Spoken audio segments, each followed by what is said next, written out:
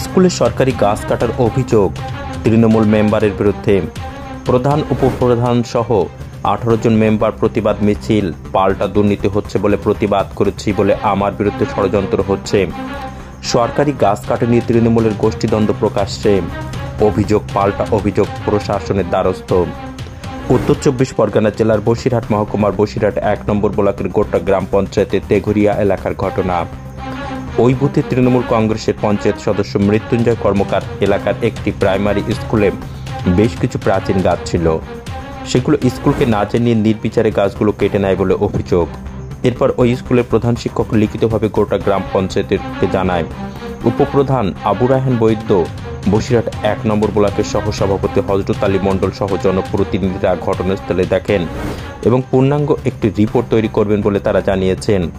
ওই তৃণমূল মেম্বারের বিরুদ্ধে বেআইনিভাবে গাছ কাটার অভিযোগ, পাশাপাশি স্কুলের প্রধান শিক্ষককে না জানিয়ে কেন জোরপূর্বক গাছগুলো কাটলো, এই নিয়ে রীতিমতো ক্ষোভে ফেটে পড়েন জনপ্রতিনিধি থেকে গ্রামবাসীরা।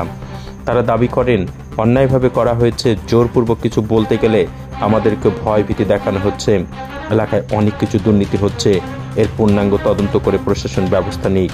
পাল্টা তৃণমূলের মেম্বার মৃত্যুঞ্জয় কর্মকার গ্রামবাসীদের সঙ্গে নিয়ে বসিরহাট থানায় এসে নিজের নিরাপত্তার দাবিতে সোচ্চার হন। পাশাপাশি বলেন পঞ্চায়েতে অনেক দুর্নীতি হচ্ছে, আমি প্রতিবাদ করেছি বলে আমার বিরুদ্ধে ষড়যন্ত্র করা হচ্ছে, দলকে পুরোপুরি জানিয়েছি। দেখুন, আমরা গ্রামবাসী, আমি ছোটবেলা থেকে এই স্কুলে পড়েছি। এখানে দেখেছি এইখানে একটা ছোট্ট কদম গাছ, সে বড় হয়েছে, সবাই আমরা ফুল পেড়ে খেলা করতাম। কিন্তু সেই গাছ আজকে দেখছি হঠাৎ কোনো একটা কারণে গাছ বিক্রি হয়ে গেছে। পঞ্চায়েত প্রধানও জানেন না, স্কুলের হেড স্যারও জানেন না, তা গাছটা বিক্রি করলো কে? আমরা দেখলাম যে আমাদের পঞ্চায়েতের মেম্বার মৃত্যুঞ্জয় কর্মকার তিনি গাছ বিক্রি করে দিলেন, এবং হেলথ সেন্টারের ওখানেও যে গাছ ছিল তিনিও সেটা বিক্রি করে দিলেন।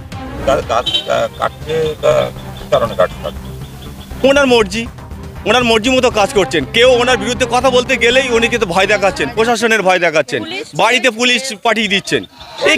কি প্রশাসন? মিনিমাম 10-12টা গাছ কেটে ফেলেছে।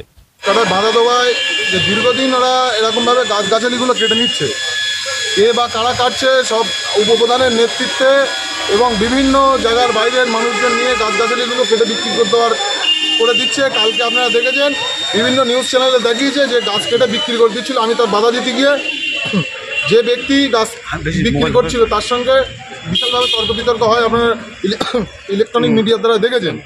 এবং কালকে ওই সমস্ত হওয়ার পরেই আজকে সকাল থেকে আমার বিরুদ্ধে বিভিন্নভাবে চক্রান্ত করছে উপপ্রধান সহ ওনার যে সমস্ত মানুষজন আছে, যে সমস্ত বাহিনী, তাদেরকে নিয়ে আজকে আমার এখানে প্রাইমারি স্কুলে গিয়ে মাস্টারকে হুমকি দিয়ে আমার বিরুদ্ধে একটা চক্রান্ত করে স্কুলের গাছ বিক্রি করার বিরুদ্ধে আমার বিরুদ্ধে তকমা লাগানোর চেষ্টা করার জন্য তারা আজকে মাস্টারকে হুমকি দিয়েছে।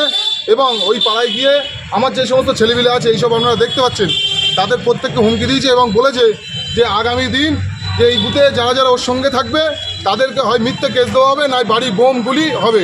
আপনারা জানেন ইলেকট্রনিক মিডিয়ার দ্বারাই এর আগেও আমার বাড়ি একাধিকবার গুলি বোম মারা হয়েছে, আপনারা মিডিয়ার দ্বারাই জানেন। এবং বসিরহাট থানায় একাধিক কেস থেকে শুরু করে ডায়েরি থেকে শুরু করে সব কিছু করা আছে। এখন আমি নিজে আতঙ্ক এতে ভুগছি যে প্রশাসন যাতে আমার নিরাপত্তার ব্যবস্থা করে, নয়তো এই সমস্ত যারা এই সমস্ত দুর্নীতিগ্রস্তভাবে করে খাচ্ছে তাদের কাছে আমাদের মতো ছেলেরা আত্মবলিদান দিতে হবে।